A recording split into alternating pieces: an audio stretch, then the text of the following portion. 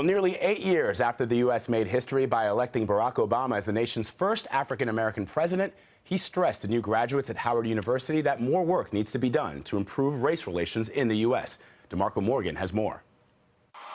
As his presidency nears its end, Barack Obama made himself right at home at Howard University. Telling the more than 2,000 graduates times have changed. Let me say something that may be controversial, and that is this.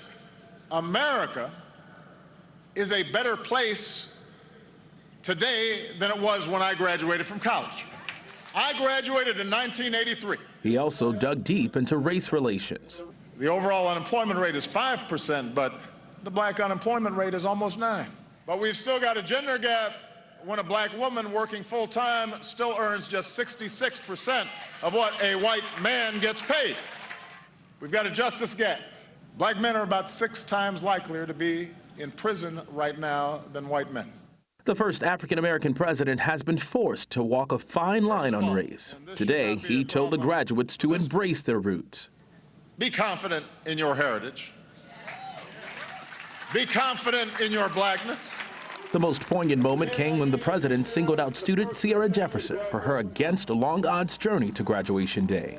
Sierra grew up in Detroit and was raised by a poor single mom who worked 7 days a week in an auto plant.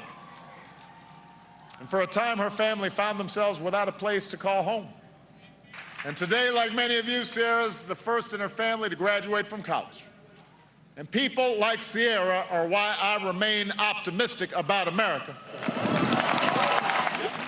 Whether his message was about race or the economy, President Obama offered himself up to the class of 2016 as an example of how bright their future can be. And when your journey seems too hard, and when you run into a chorus of cynics who tell you that you're being foolish to keep believing, you might say to yourself a little phrase that I've found handy these last 8 years.